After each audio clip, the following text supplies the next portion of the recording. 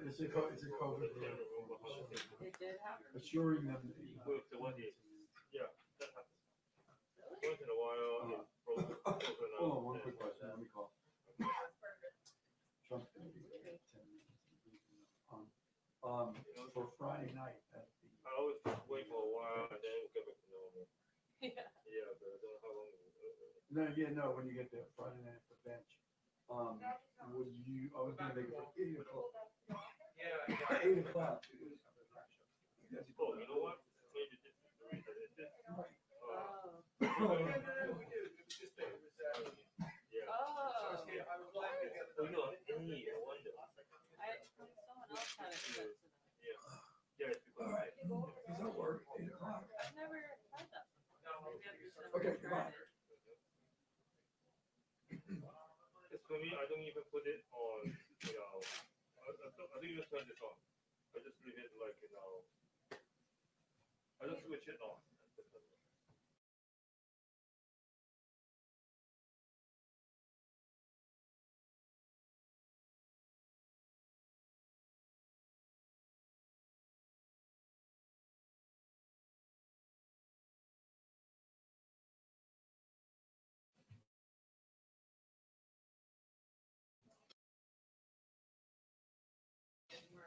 It works, right? Yeah.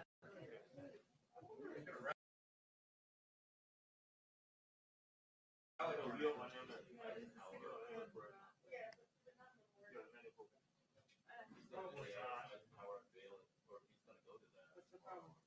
Because when you try to focus, you use that, right? First, you go to focus. I already focused it though. I was just checking to see if it was. Oh, okay, all right. It looks like it's in focus. Okay. How weird is that? Hey there, my name is Neil. I'm calling from Washington, D.C. I was wondering if you'd be so kind to see if you could get me a reservation. Good. Yeah, I never knew that. You might have said these little tape.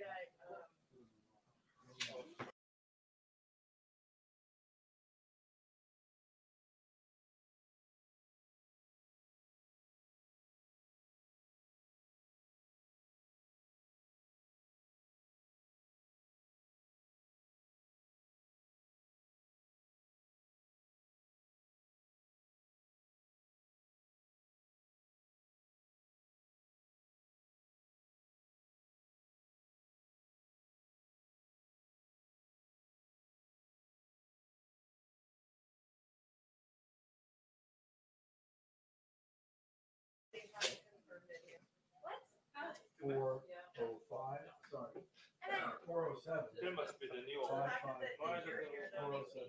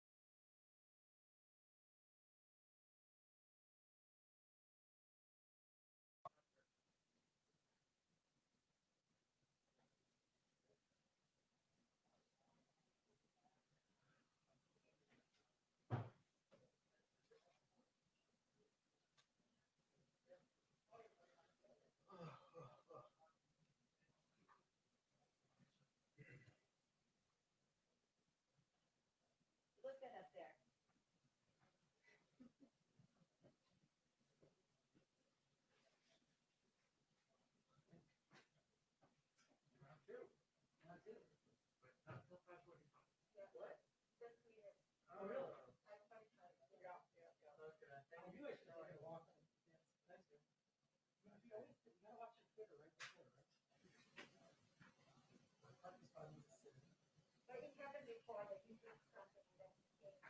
Earlier, you're right.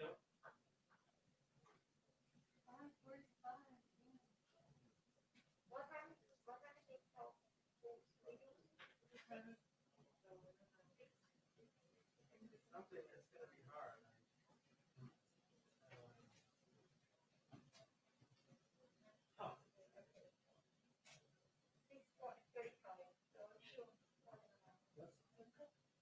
We have another pool.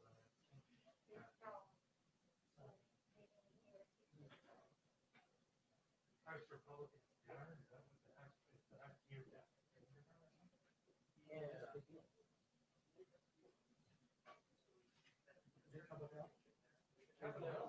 He's gonna go all the way to Capitol Hill. Oh, wow. Really? That's not a great story, but it can't go with the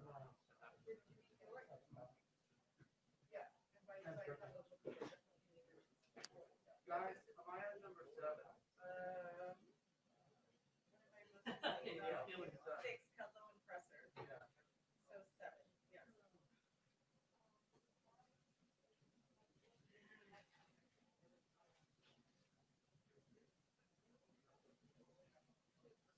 Oh, man. So Joe Biden's latest email, Jeff, is pre-debate focus group invite. That's important. Well, I think that sounds interesting. That they are inviting supporters to participate in a pre-debate focus group. How long does it take? It probably is.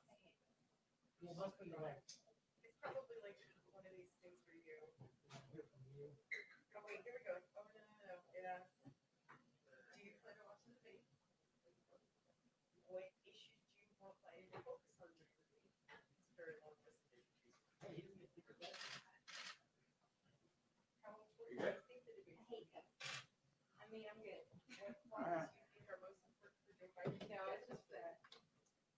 Set my brain backwards. It's fun. So, and your favorite one, Jeff? Would you like to submit $3 now? The only thing I have. Or It 25? only goes up, right? Or 50? Or 100? I'm just gonna stand here and let it sit. It's at 5:45. Is it? I got pushed 5:45. Yeah. I can sit in this line forever. You guys look super important. Well, we are.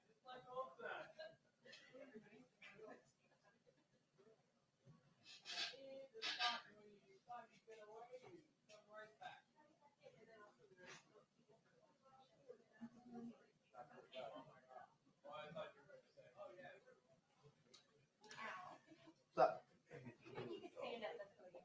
Yeah. I gotta hang up on this person.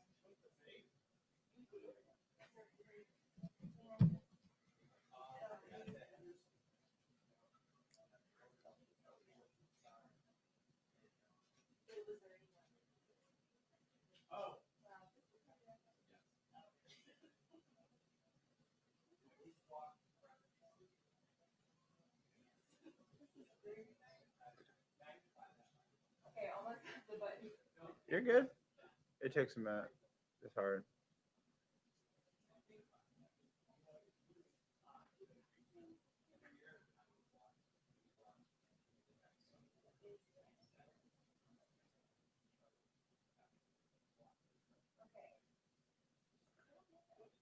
Alright, I think I got it. Sweet. Thank you. Don't forget put your lens in manual.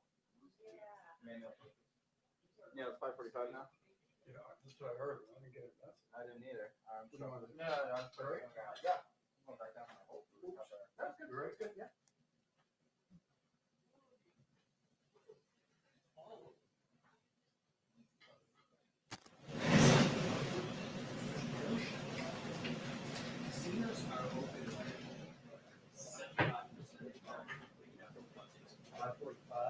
As far as what's available, slots, you know, they're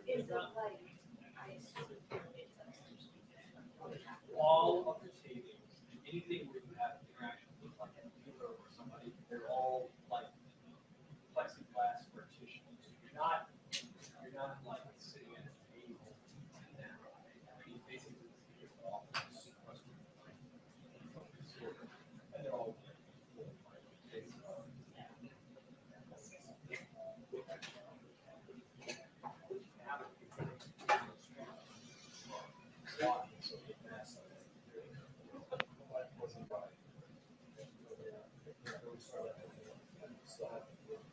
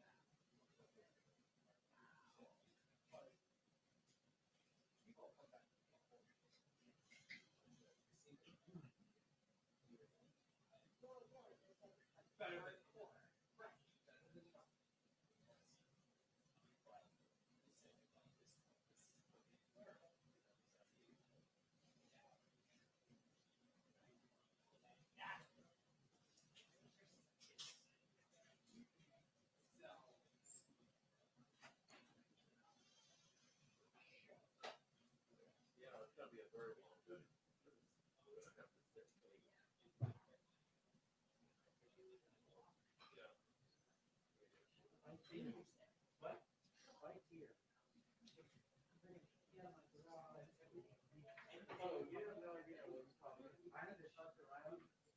It's harder and harder to stop. And I was just talking to the graduates, and then I started getting nervous that it's in the box. Oh, sure. You before me.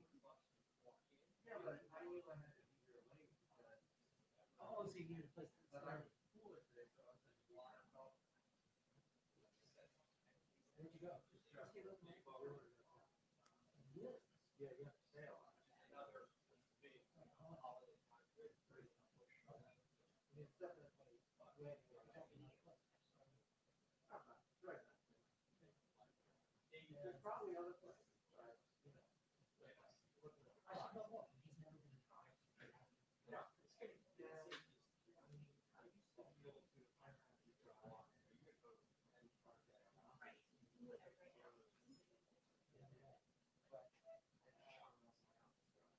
I probably had this happen once or the Tuesday where I was going to walk home. So far back.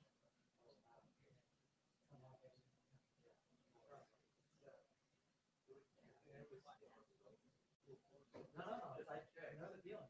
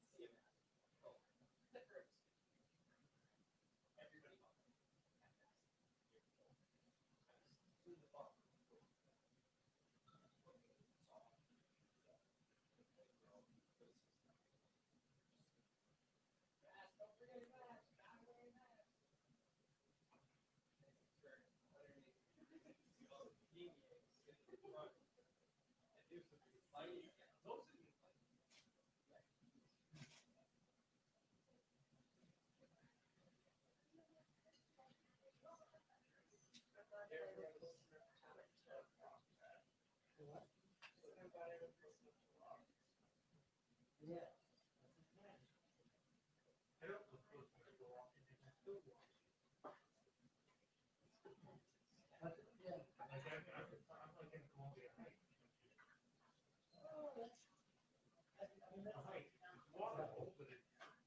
You can work the laptop stuff. Laptop.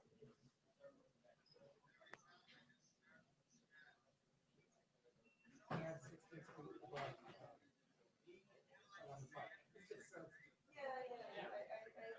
walk, and so I'm trying to walk.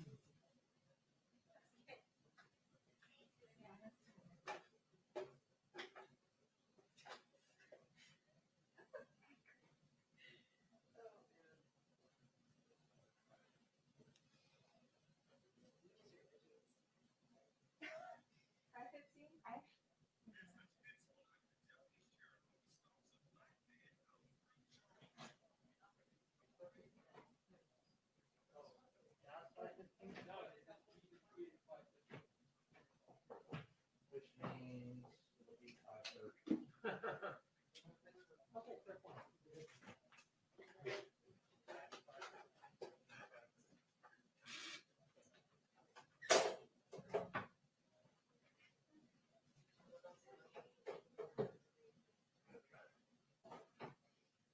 Two more minutes. We go. Just keep it. We have dinner to go to.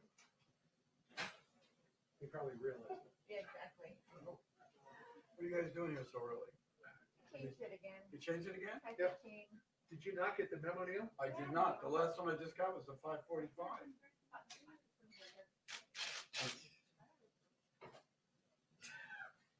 I like your priority.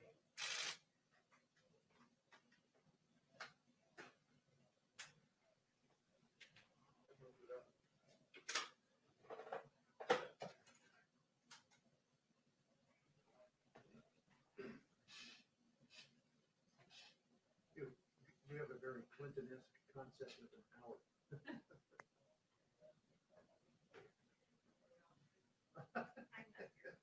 Well, that's what happens when you drink it.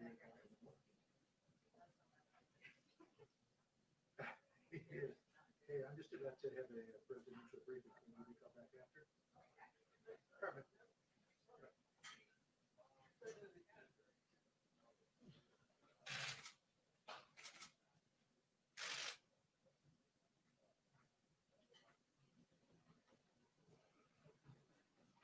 Say a word, please. Good, thanks. That was perfect. That was a word. What you asked for.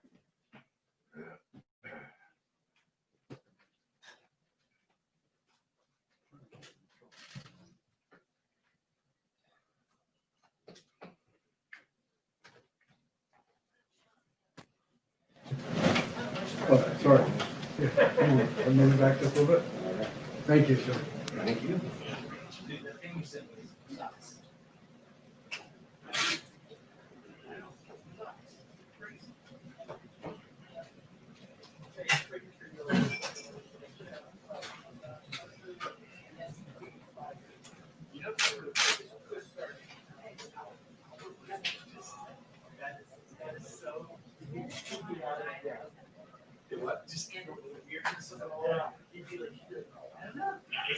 Two-minute warning.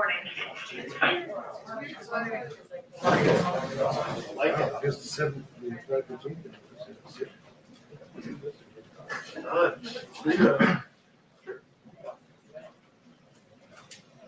Yeah, turn the camera. Oh, oh. Yeah, wake up.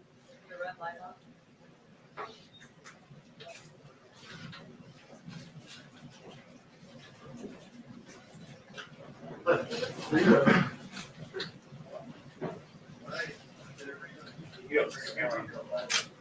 Oh, yeah, wake up.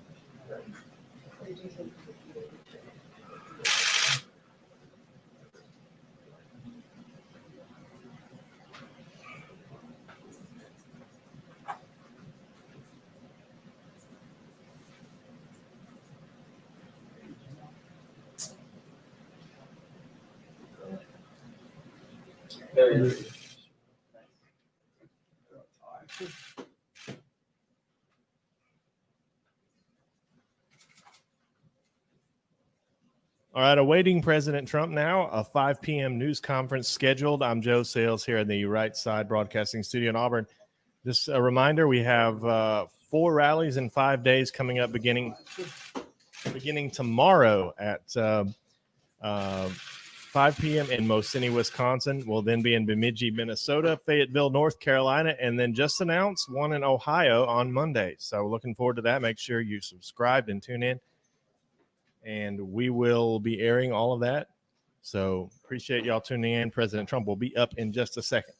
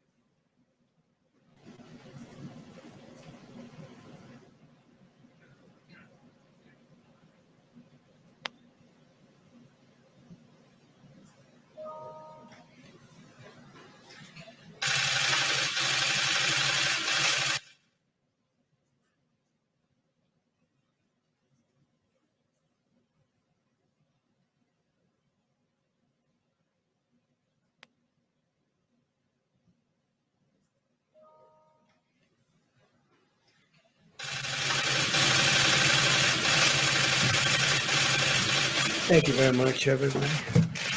Thank you. Good afternoon. Hurricane Sally made landfall, as you know, in Alabama and Florida last night as a Category 2 hurricane and has caused 35 inches of rainfall in some places. That's a lot. We have hundreds of FEMA, Coast Guard. We have the National Guard personnel. on the ground assisting response to the efforts, and Alabama is in great shape. And every place that we are working with the state governments, really in great shape.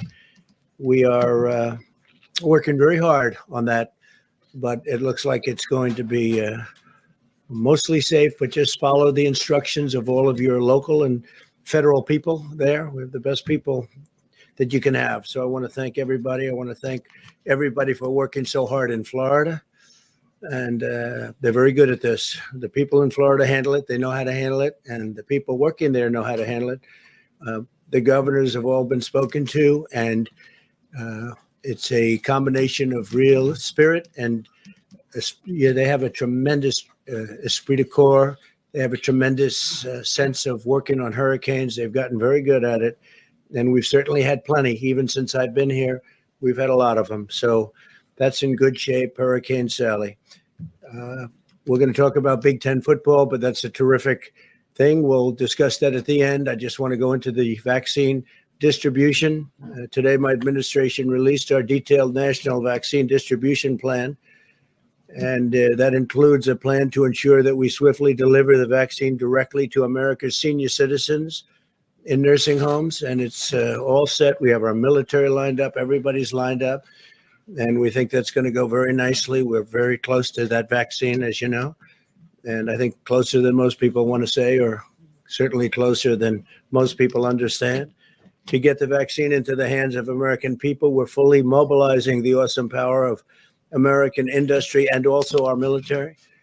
This is the largest, fastest, and most advanced vaccine distribution effort in American history by far. I was reading where Biden was saying that, he's going to have a plan. They did so bad on swine flu, you wouldn't even believe it. Take a look at their record on swine flu. In fact, the person that headed it up said it was a total disaster. We're on track to deliver and distribute the vaccine in a very, very safe and effective manner. We think we can start sometime in October. So as soon as it is announced, we'll be able to start. That'll be from mid-October on. It may be a little bit later than that, but we'll be all set. So as soon as it's given the go-ahead, they're doing trials, as you know, and as soon as it's given the go-ahead, we will get it out, defeat the virus. We've manufactured all of the necessary supplies so that as soon as the FDA approves the vaccine, and as you know, we're very close to that, we'll be able to distribute at least 100 million vaccine doses by the end of 2020, and a large number much sooner than that.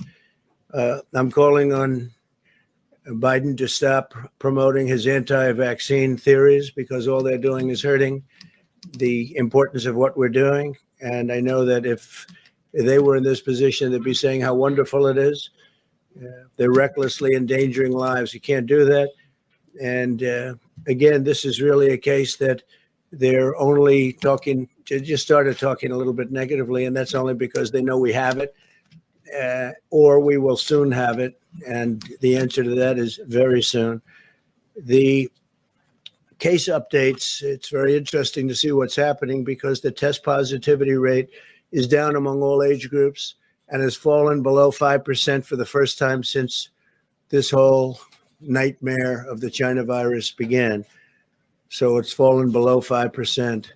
The number of hospitalized patients has decreased by 43% from mid-July, 43%. Nationally, people sick with the China virus now make up only 1.5% of all emergency room visits. So we're down to the lowest number we've had. 1.5% of emergency room visits is for the China virus.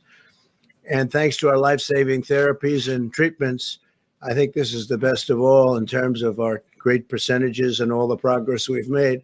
The fatality rate has fallen 85% since April, 85% fatality rate. If you look at what we've done and all of the lives that we've saved, and I'm going to ask that a graph be put up, and now it's up. This was right at the beginning. This was our prediction that if we do a really good job, we'll be at about 100,000 to 240,000 deaths, and we're below that substantially, and we'll see where it comes out. But that would be if we did the good job. If the not so good job was done, you'd be between 1.5 million. I remember these numbers so well, and 2.2 million That's quite a difference. So we're down, and that's despite the fact that the blue states had tremendous death rates. If you take the blue states out, we're at a level that I don't think anybody in the world would be at. We're really at a very low level, but some of the states, they were blue states and blue state managed. And by the way, we would recommend they open up their states. I think it's very important that they open up their states, because if you look at certain of them, North Carolina, Pennsylvania, Michigan, and a couple of others, we have to get those states open. It's hurting people. It's hurting people far more than the disease itself. So we would recommend that you open them, let your people have freedom. And it's unfair to your people to keep them closed at this stage. We know the vaccine. We know the vaccines are coming, but we know the problem. We understand who the vulnerable are, which is primarily people with medical problems, but in particular, people with medical problems that are older. So open up your states. To facilitate routine testing of the nursing home residents and staff, we've delivered rapid testing devices to all 13,850 certified nursing homes nationwide. So you have 13,850 certified nursing homes nationwide, and they are being facilitated in terms of testing and testing apparatus. Everything is there. We also have new tests coming, and we have one in particular that I think I showed last night, which is literally 2 pieces of very fine cardboard. It's actually a lot of delicate things going on inside that cardboard, but it's an incredible test. It's very quick, it's very accurate, and moves along rapidly. We've bought millions of those tests, and they're going to be distributed rapidly. So the testing process, where there's nobody in the world that has a testing process like ours, in addition to being number one. Number two, which is India, is close to 50 million tests behind us, I believe, Scott. 50 million. They have 1.5 billion people. Tomorrow, Vice President Pence will be announcing the findings of the Nursing Home Commission to continue protecting our most vulnerable, which is our senior citizens, and we're going to take good care of them. I want to congratulate Big Ten football. It's back. And I want to, in particular, I've been dealing with him, thank Commissioner Kevin Warren for the great job he did. We've been working with him for a while. There was a rumor being spread that I didn't want football back, and it was just the opposite. That was another disinformation rumor put out by the Biden campaign, and it was just the opposite, but it really spurred me into action. I called the commissioner a couple of weeks ago, and we started really putting a lot of pressure on, frankly, because there was no reason for it not to come back. And Kevin went in and worked very hard. I want to thank the players, the coaches for working along, and they wanted it very badly. The players and coaches in particular, the parents also. And Big Ten football just announced, as you know, that their schedule, they announced the schedule, and it's going to be great, important to have. I want to recommend that the Pac-12 also get going, because there's no reason why Pac-12 shouldn't be playing now. And perhaps they'll start with, at least partially, I had recommended today to Kevin and others that maybe you want to start off with 25% of the stadium, or maybe you want to start off with empty. I don't know. I think they could have fans go, frankly, but they want to be careful. They want to be safe, and they will be safe. They've got a very good testing process for the players, coaches, families, etc. And so I just want to congratulate Big Ten. It's going to be great. We're going to love watching that. And again, I want to recommend Pac-12. You're the only one now. Open up, Pac-12. Get going. Said the same thing to Big Ten, and they did. And now I'm saying it to Pac-12. You have time. You really have time right now. Get going. I want to thank all of those wonderful coaches, some of whom I spoke with, and we went through a process over the last couple of weeks. And I want to thank Congressman Anthony Gonzalez of Ohio, who, as you know, was a great football player. Some people know that. I know that. But Anthony was a great player, great receiver, went to the NFL. Also, I want to thank Tim Pataki of my staff. He worked very hard on this, and he was up day and night working with Kevin and everybody else. So I want to thank Tim Pataki. Great job. So Big Ten is back, and it's going to have hopefully a great season. The census recently found that in the second quarter of 2020, Hispanic Americans' home ownership reached a record all-time high. That's all-time in the history of our country. Yesterday, the census reported that median income for Americans increased by an unprecedented $4,400 last year to a record of $68,700. In 2019, income inequality fell for the second straight year. The income gap widened under the Obama-Biden administration, and it widened fairly substantially, and it narrowed under the Trump administration. So there's a little fact that you didn't know. So it narrowed under us, and it widened under Obama. Income grew more last year alone than over the entire 8 years of Obama-Biden. And that's a big statement, but that's the way it is. In 2019, 4.2 million Americans were lifted out of poverty. That's the largest poverty reduction under any president in history. 4.2 million Americans were lifted out of poverty. The Hispanic American poverty rate reached the lowest level ever, history of our country. Hispanic American poverty rate, lowest level ever. I created the greatest and fairest economy in history. The biggest gains went to lower income Americans. As they measure that kind of thing, we will be back to full strength very soon. We're going to have a fantastic year next year. It's looking like that. I think you're going to have an incredible third quarter. The numbers are looking very, very strong for the third quarter. We have numbers that we're going to put out tomorrow, some of the individual things, car production, housing ownership. So many different things are just at levels that nobody thought possible as we round the turn on the pandemic. The anti-police crusade from the Democrats and the radical left Democrats also has to stop. The left-wing war on cops puts our officers in danger and our communities at very grave risk. Can't do this. Biden described the police as the enemy. They're not the enemy. They're the friend. They're our friend. They're helping us. And if you go to, I just saw a poll just came out or recently came out where African Americans by 84% wanted more police. They wanted safe neighborhoods. In Phoenix last night, a federal officer was gunned down in a drive-by shooting. In LA this weekend, everybody saw that. This horrible human being, or whatever you might want to call him, Kim. They're looking all over. They're trying to find him. We're going to find out. We're going to get him. But in LA this weekend, 2 sheriff's deputies were ambushed and viciously shot, and they can never be the same. They're getting better, but they can never be the same. I'll always stand by our heroes of law enforcement, and we want to stop this horrible rhetoric and stop it fast. I want to ask Scott Atlas to say a couple of words because I heard Biden talking today about he wants to come up with a distribution plan, a distribution for the vaccine that we came up with. A couple of things. We came up with that vaccine.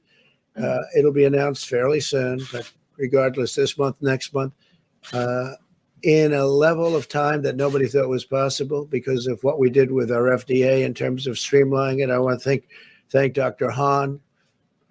But what we've done with the streamlining has been incredible and very safely. Number one is safety. Number two is speed. But you can have perfect safety and have much more speed. And that's what we did. We did this for more than the vaccine having to do with the China virus. This was also for other things. So many other great drugs are out there that would take 10, 12 years to get them approved. And we've moved those schedules up a lot. But if this were Obama, Biden, this would have taken 2-3 years before you were at a stage where we are now at.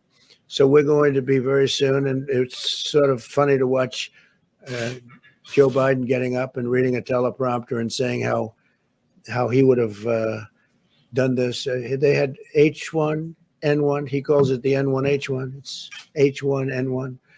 It's called the swine flu, and it was a disaster. And as I said, the person that ran it for him said the worst things about it. I mean, just they didn't know what they were doing. They quit. They had no clue. And that was easy by comparison to this. There's the most contagious contagious flu or virus that anybody's seen. This is unbelievable how contagious it is. You found that out. But I watched Biden quickly as he discussed without knowing a thing about a distribution plan. And he said that we don't have a distribution plan, but we do indeed. Our military, we have everybody involved.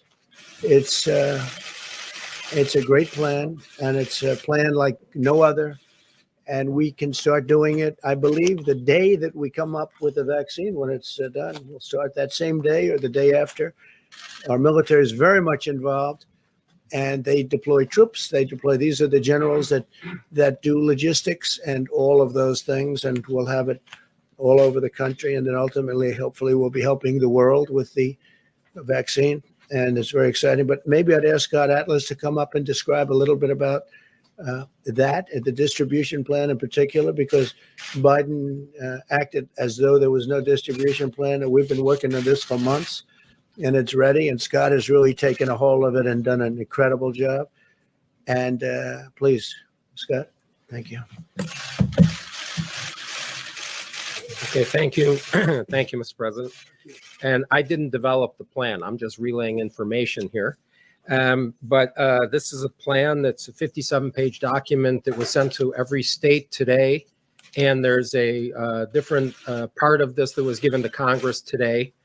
It was released by HHS. It's on the website. And in fact, I thought it was covered actually by the media, so I don't think it's a surprise, but it's a comprehensive plan. It's a public-private partnership to get everything done in terms of logistics, the IT that's necessary to trace the first dose, because some of these vaccines are anticipated to be 2 doses. There's tailoring, of course, by the states and their specifics, and there's an administration of the vaccine plan that will be done in over 51,000 outlets, including for particular attention to minority areas, over 14,000 federally qualified health centers. And as the president just said, within the first 24 hours of FDA's approval under an emergency use, we will have vaccines being delivered within the first 24 hours. And it will be done at virtually no cost to Americans. And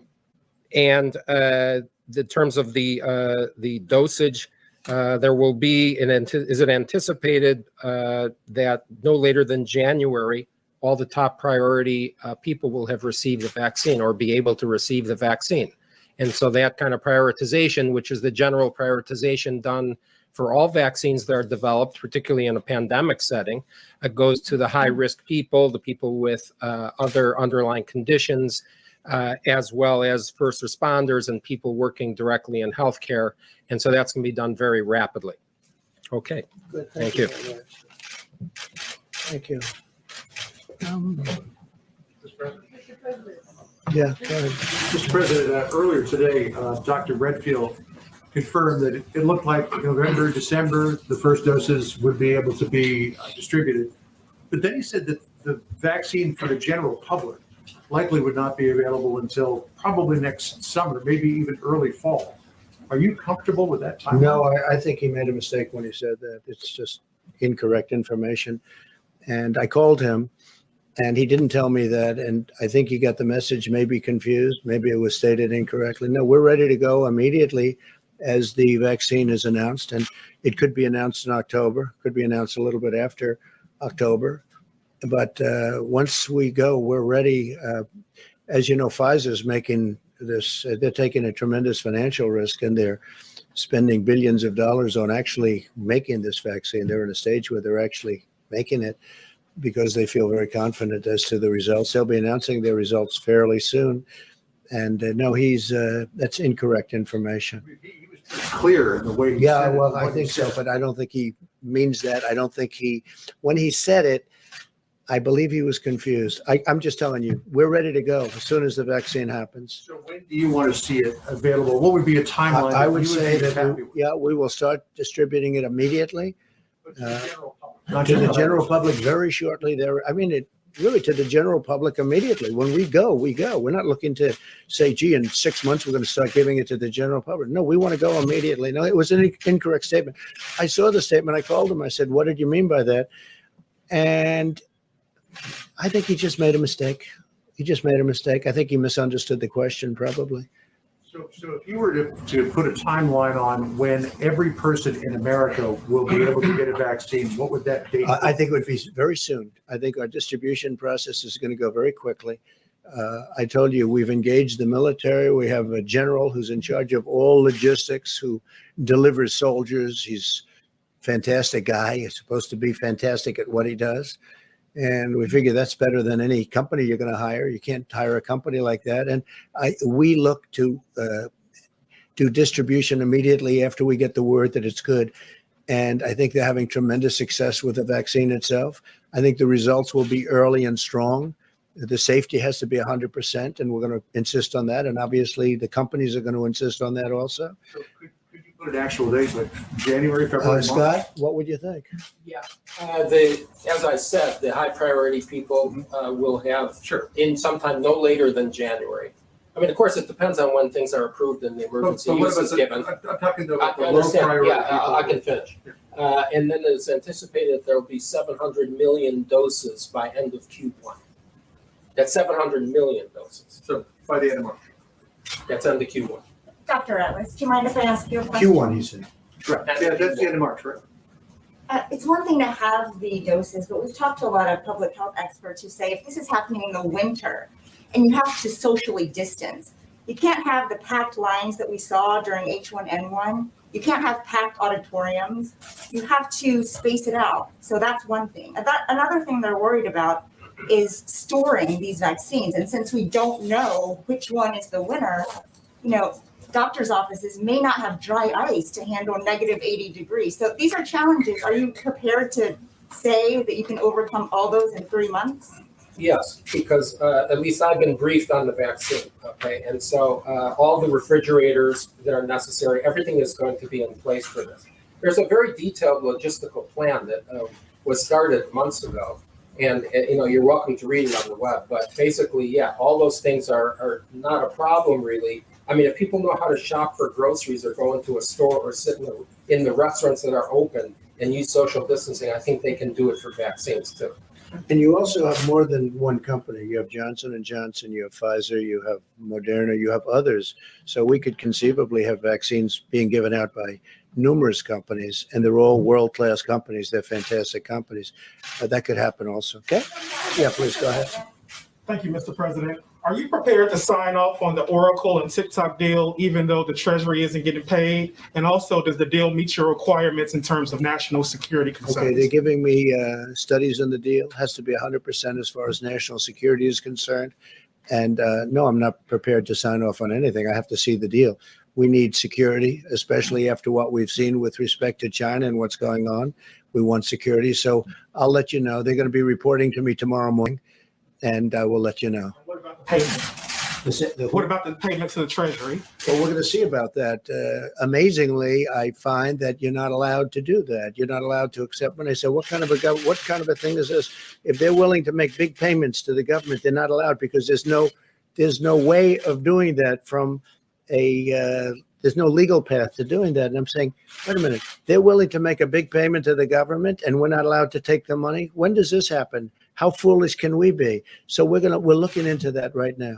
You understand that? In other words, I said, no, I want a big chunk of that money to go to the United States government because we made it possible.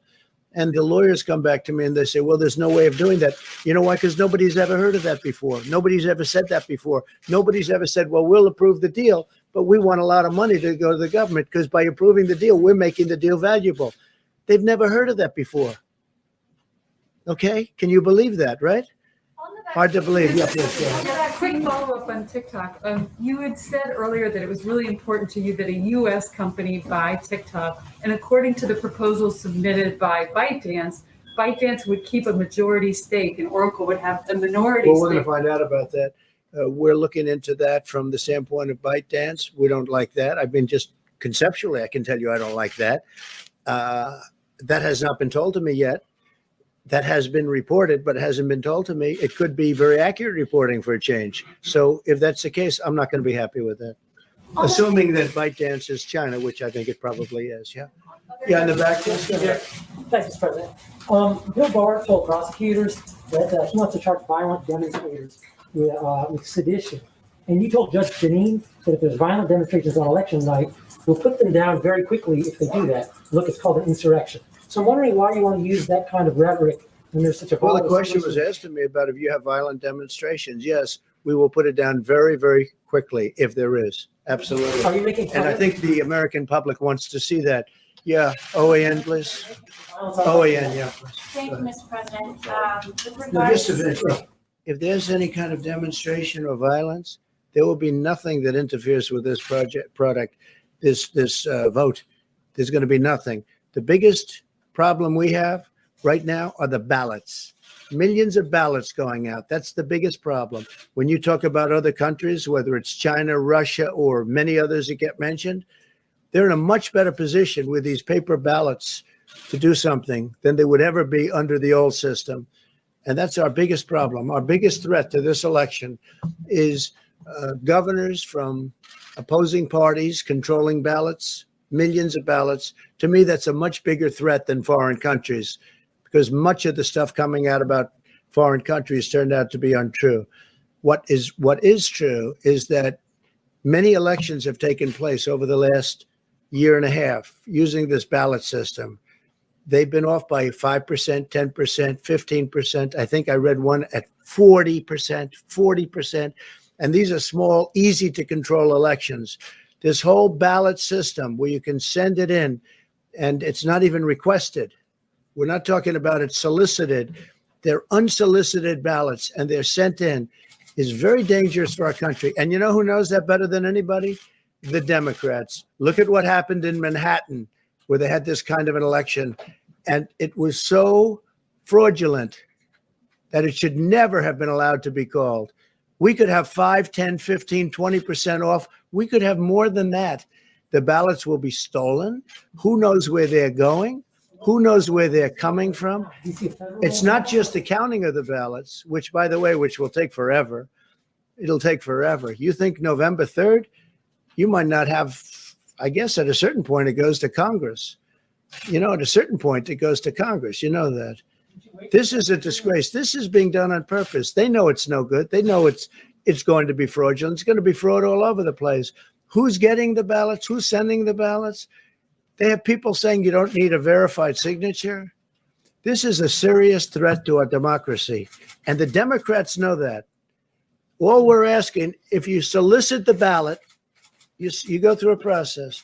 You ask for a ballot because you can't be there for a large number of reasons. For whatever I'm doing it myself. I won't be able to be in Florida. You solicit and they send it back. You do it and you send it back. That's a process that you go through, and it's pretty secure. I use the word pretty secure. I guess nothing's foolproof, but what's pretty close to what the most foolproof thing, the thing that really works, is you go to the ballot box. It's going to be very safe. I think by that time, COVID will be even lower. It's going to be very low. It's going to be a very safe process. We did it during World War I. We did it during World War II. The biggest threat to this election is these unsolicited ballots sent out by the millions, controlled by governors like in Nevada, who is a political person, very political, but far beyond being governor, where they tried to stop you from making a speech unsuccessfully, but we had to move around a lot, had to move quickly. So this same guy that tried to stop you from making free speech outside, not inside, outside. They forced us inside because of what they did, but outside.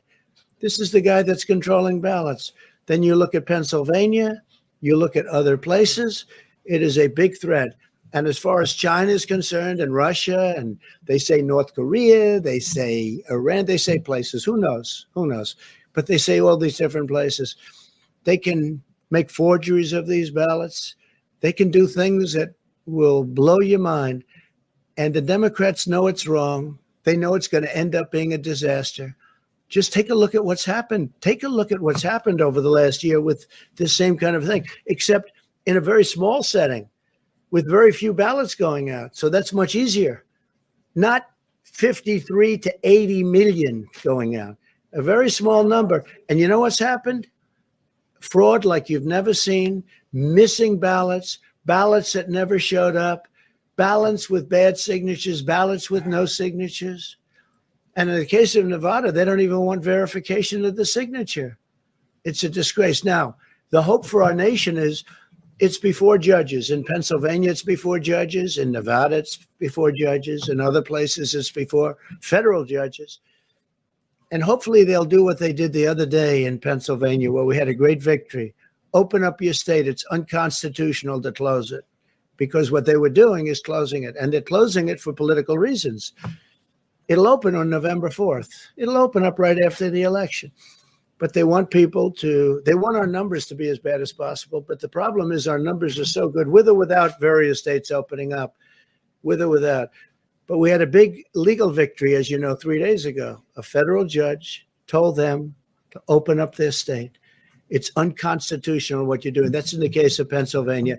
Now the big cases are going to be the cases on these unsolicited ballots, and we'll see what happens. All right, OAN, please. Mr. President, on the grounds that the Chinese Communist Party has been using slave labor in Xinjiang, your administration